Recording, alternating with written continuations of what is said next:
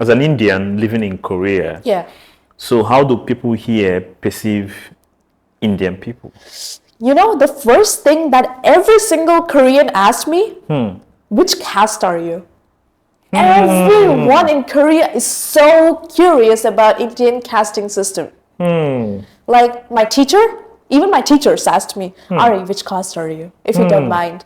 My friends, everybody.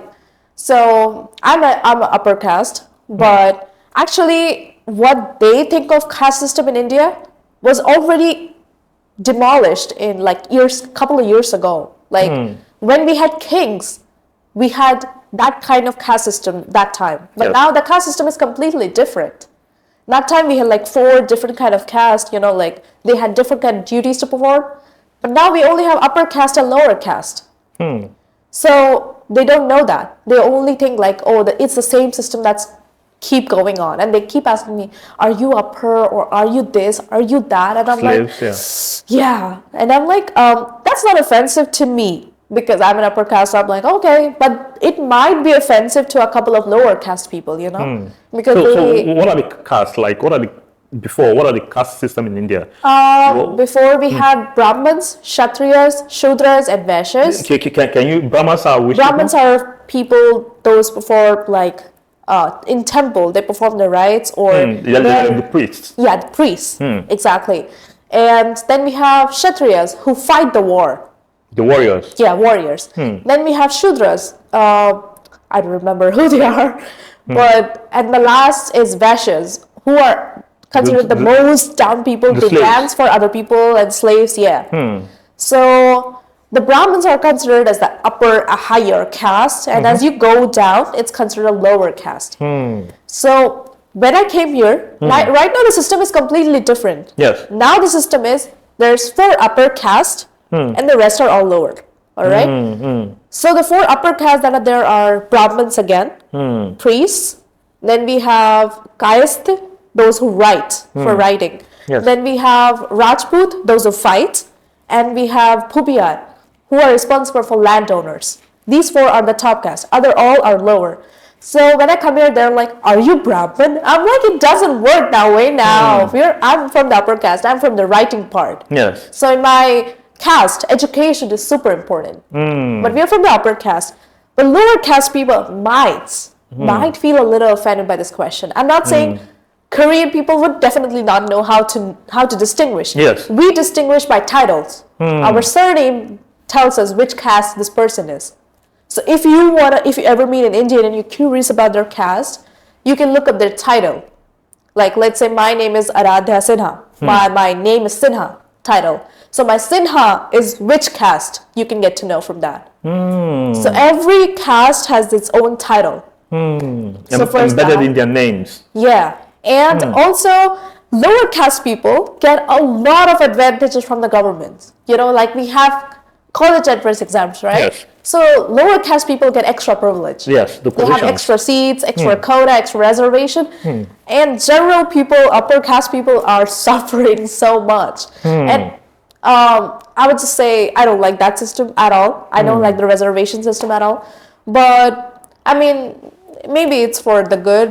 I don't know, maybe. But no upper caste likes the reservation. They want everybody to compete fairly. Yes. But these people are always like, no, it might not be fair because we're lower caste, you might discriminate. So that's how the caste system works in India. It's just upper and lower. It's not Brahmins now. But let me ask this, the caste system has been removed, but in people's mind, just like you said, you can easily detect that from the person's name. Yeah.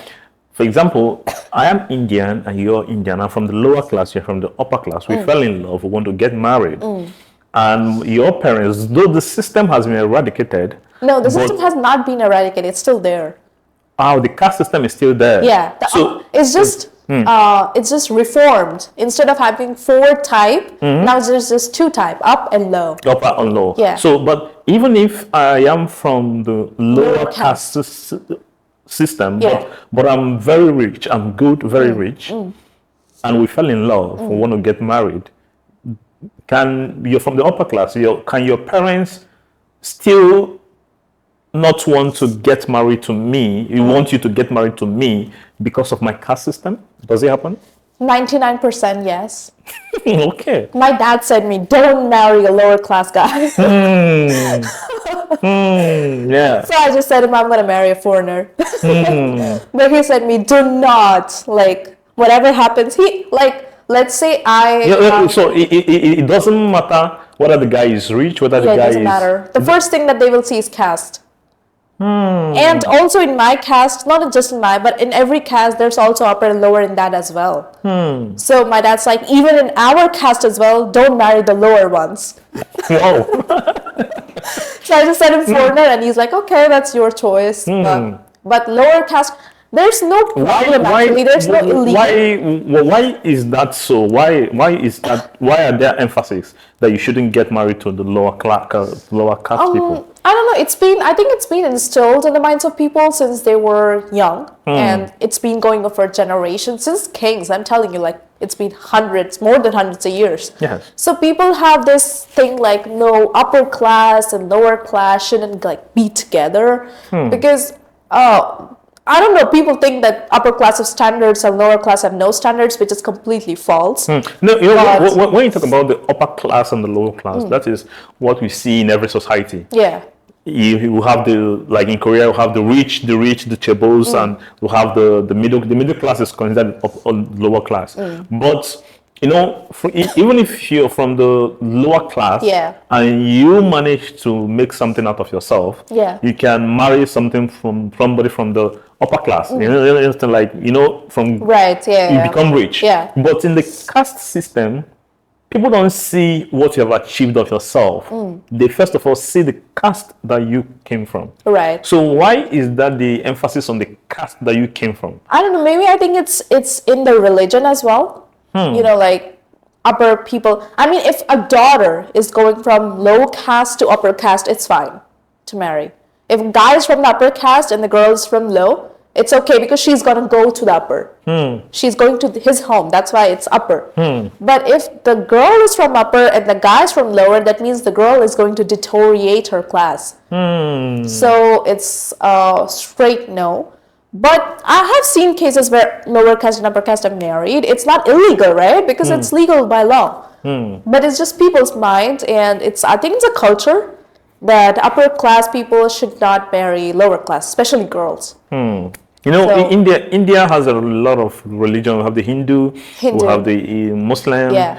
We have. So, do they also intermarry as well? Well, a lot. Yeah. I mean, parents first thing they don't want first. Like it's similar in Korea, right? Korean people only want to marry Korean people, but not in every case, right? Now it's changing a lot. Similarly, before the same religion people wanted to marry like together. But even parents, even like right now, some of the houses I go in, they're like, oh no, you will only marry a Hindu guy. He has to be the same religion. And you will only marry a Muslim. A Muslim and a Hindu marrying would be like a disaster. But I've seen cases of people marrying interreligion. It's like, because it's a big country, you know, people don't listen sometimes. It's normal and it's not illegal. So anything's fine. And in Korea too, it's changing, right? Before we had Korean people only want to marry Korean, but now they're marrying a lot of foreigners or they're marrying a lot of different kind of people. So yeah, I think that's how it works.